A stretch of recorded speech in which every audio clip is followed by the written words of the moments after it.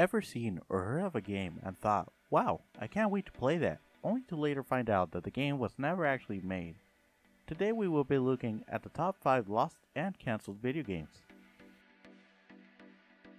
Animal Crossing 2 was a planned sequel for Animal Crossing for the GameCube, which was planned to be released in 2004. Very little is known about this title, and only 2 screenshots were ever released. The reason for the game's cancellation is unknown, but many speculate that development was shifted to the Nintendo DS, with it resulting in Animal Crossing Wild World, in order to generate more sales and to capitalize on the portable market.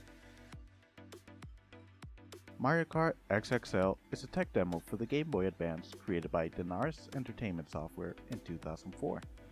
The purpose for this demo was to demonstrate the Game Boy Advance's ability to render and scale and rotate 2 different background layers. There's only one track and only one playable character, who is Mario. The game pack is shaped like a Game Boy game rather than a standard Game Boy Advance cartridge. YouTuber Steven78 found the cartridge and even posted some gameplay using the GameCube Game Boy's player. He has stated that he has no intentions whatsoever of dumping the ROM.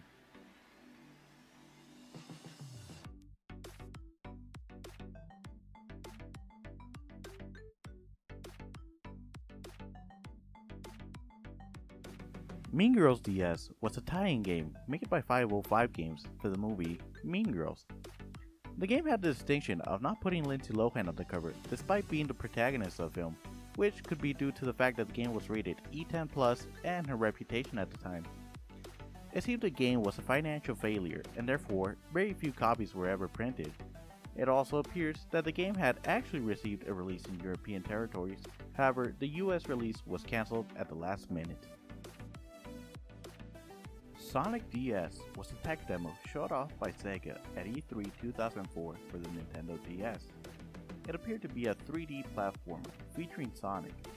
The level showed off was largely flat and the game itself was controlled by quickly moving the stylus left and right on the Nintendo DS, making Sonic run, and his speed depended on the speed of the stylus, and touching the top of his touchscreen made Sonic jump. It is unknown if it was just a tech demo or if Sega actually had plans of developing this into a full-fledged game.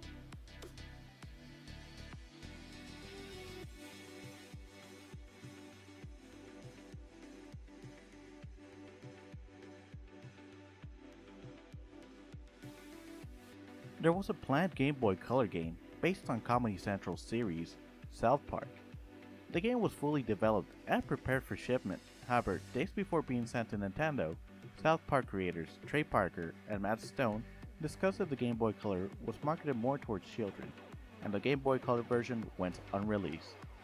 Parker and Stone later kept the prototype copies in commemoration of it being the first South Park game ever made.